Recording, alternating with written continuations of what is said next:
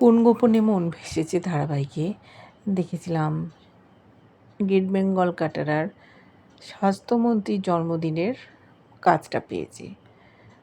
স্বাস্থ্যমন্ত্রীর কাছ থেকে একটা ম্যাপ অর্থাৎ দিক নির্দেশিকা পত্র পেয়েছে, কোন দিক দিয়ে ঢুকবে, কোথায় সিকিউরিটি জোন, সমস্ত কিছু ওনারা নির্দেশ দিয়েছেন। আগের বার বিপদ হয়েছিল, সেই জন্য এবার খুব কড়াকড়ি। মন্দার হঠাৎ ওখানে চলে এসে আড়াল থেকে উঁকি মেরে দেখার চেষ্টা করছে। একটা কিছুতে আঘাত লাগাতে আওয়াজ হয়েছে। শ্যামলী পেছন ঘুরে দেখছে, মন্দার টুকি দিয়ে দেখছিল। বলছে, কী ব্যাপার মন্দা, তুই এইভাবে উঁকি দিয়ে দেখছিস কেন? বলছে, না না, আমি এমনি এসছিলাম।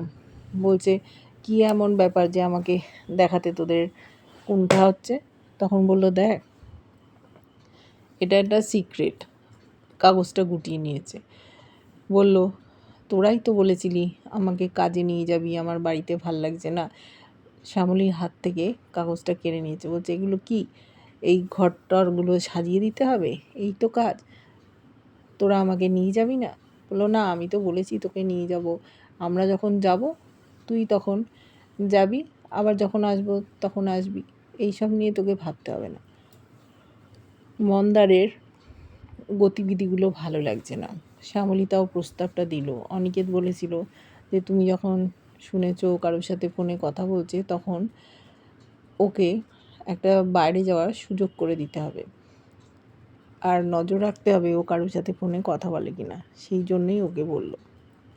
তারপরে শ্যামলী বলছে যে জন্মদিনের কেকটা আমি নিজে হাতে বানাবো বলে ওরা ওখান থেকে যখন বেরিয়ে গেল, দেখলাম আড়াল থেকে মন্দার শুনছিল। এবার ও একটু বাইরে যাবে, ফোন করছে আন্না ভাইকে। বলছে, যে মন্ত্রীকে মারার নির্দেশ দেওয়া হয়েছিল আমি অনায়াসে সেখানে পৌঁছে যাব, এই শ্যামলী অনিকেতের হাত ধরে। ওই মন্ত্রীর জন্মদিন। শ্যামলী বলল, যদি ভোটে উনি জিততে পারেন তাহলে মুখ্যমন্ত্রীও হতে পারেন। ও খুব হাসছে, বলছে এরা জানতেও পারছে না আমি কি প্ল্যান করেছি, আর ওর ওপর নির্দেশ আছে এই মন্ত্রীকে মারার, সেই জন্যেই এই বাড়িতে ঢুকেছে। আর সাথে সাথে শ্যামলী অনিকেতকেও শেষ করে ও এখান থেকে বেরিয়ে যাবে, ওর কাজ শেষ। ও খুব হাসছে দেখে ওপরে ছিল শ্যামলী, অনিকেত, ওরা নেমে এসছে। ভাবছে কী হলো, আর চোরের মতো বাইরে পালিয়ে গেল। আন্না ভাই দেখা করতে চায়, কোনো একটা লোকেশান পাঠিয়ে দিয়েছে সেখানে, তাই মন্দার চলে গেল। ওরা দুজনে পিছু ধাওয়া করেছে, ওকে একা ছাড়া যাবে না, কোথায় যাচ্ছে দেখতে হবে। মন্দারের মাঝে মাঝে সন্দেহ হচ্ছে যে পেছনে কেউ আসছে। শ্যামলী অনেকে লুকিয়ে পড়ছে। এই করতে করতে এক জায়গায় আর দেখতে পেল না মন্দারকে। ভাবছে কোথায় গেল, এদিকে ও লুকিয়ে পড়েছিল। বুঝতে পেরেছে এরা পিছু নিয়েছে, তাই বললো, যাও তোমরা আমাকে খুঁজে বেড়াও, আমিও আমার পথে যাচ্ছি। আন্না ভাইয়ের সাথে দেখা হয়েছে। আন্না ভাই ওর ডান হাতকে দেখে খুব খুশি। বলছে, মন্দার? বলছে, আমাকে মন্দার বলছো কেন? তখন বললো, না, এই কদিন তো তোমাকে মন্দারের হয়েই থাকতে হবে বাচ্চা, তুমি আমার ডান হাত। আর যখন জানতে পেরেছে মন্ত্রীকে মারার এরকম সুবর্ণ সুযোগ পেয়েছে, আগ্নেয়াস্ত্র দিয়েছে, বোম দিয়েছে, দিয়ে বলেছে তুমি তোমার কাজ করে তাড়াতাড়ি ফিরে এসো আমার কাছে। প্রণাম করলো। তারপর নিজেই মনে মনে ভাবছে যে স্বাস্থ্যমন্ত্রীর জন্মদিন, আর সেদিন বোম ফাটবে, ভুস করে উড়ে যাবে, আর মৃত্যুদিনও হয়ে যাবে। ও বাড়ি ফিরে এসছে। এদিকে শ্যামলী আর অনিকেত ভাবছিল কোথায় গেল রোহিণী দিদি, যেই শুনবে ও বাইরে গেছে তখন কি মনে করবে। করতে করতে মন্দার চলে এসছে। বলছে, কোথায় গেছিলে তুমি? বললো, আমার এই বাড়িতে একেবারে ভাল লাগছে না, চুপচাপ ঘরে বসে আছি, একটু শ্বাস নিতে গেছিলাম। এরা আর কিছু বলছে না। তারপর বলছে, সামনে টেবিলে একটা খাম রাখা আছে, দেখতে বললো মন্দারকে শ্যামলী। বলছে, কি ওটা? দেখলো যে কিছু গেট পাস দেওয়া আছে মন্ত্রী বাড়িতে ঢোকার জন্য। তখন অনিকেত বলল, একটা প্রবলেম হয়েছে। বলল, কি প্রবলেম? মন্দারের জন্য কোনো পাস ওরা পায়নি, কারণ প্রত্যেক জনের ব্যাকগ্রাউন্ড চেক করে তবে পাস দেওয়া হচ্ছে।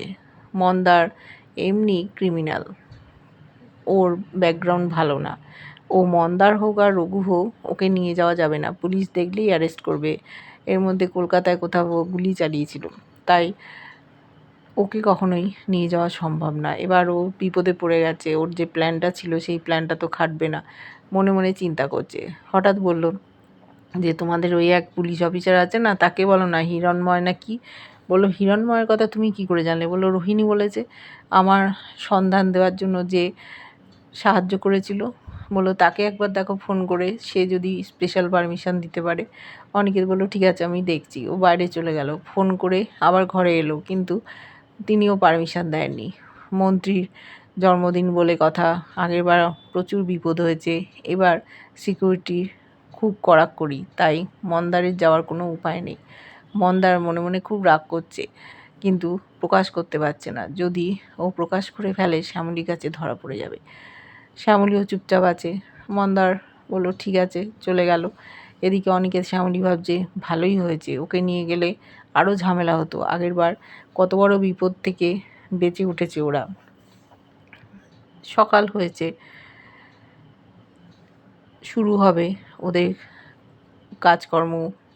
যখন জানতে পেরেছে মন্দার অর্থাৎ রঘু যেতে পারবে না, সোজা তৃষার ঘরে এসে দরজা লাগিয়ে দিয়েছে। বলছে কী ব্যাপার তুমি এখানে? বলছে আরে আন্টিজি। বলছে আবার আন্টি বলছো?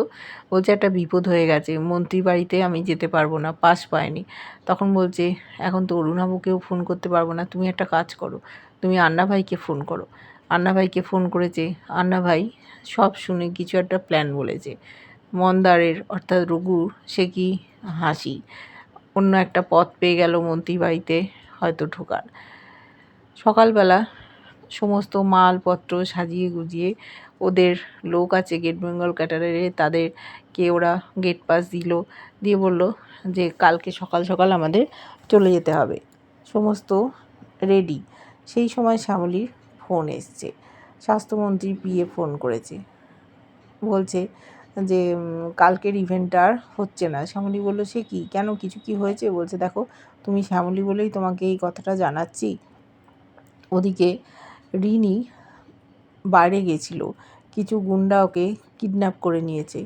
বললো সে কী কথা, রিনিকে কিডন্যাপ করলো? তার মানে মেসোমশারি কোনো শত্রু হবে।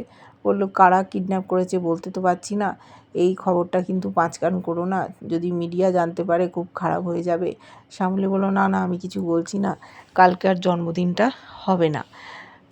ওদের একটা কাজ হাতে এসেছিল, সেটাও চলে গেল, এখন কিছু করার নেই। ফোনটা রেখে দিল। অনিকেত বলল কী হয়েছে? বলছে একটা অনেক বড় ঘটনা ঘটে গেছে। তারপর যে মেয়েগুলো ছিল তাদেরকে চলে যেতে বলল। তারপর অনিকেতকে সব জানালো। অনিকেত শুনে অবাক যে রিনিকে কিডন্যাপ করে নিয়ে গেল, কারা নিয়ে গেল, এবার শ্যামলী কী করবে?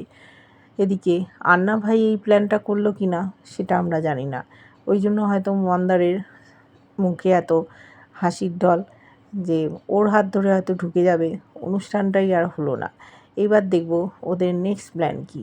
কেমন লাগছে নতুন আপডেট অবশ্যই জানিও। ভালো লাগলে লাইক কমেন্ট সাবস্ক্রাইব করে, যারা ফেসবুক পেজ থেকে দেখছো ফলো করে সাথে থেকো।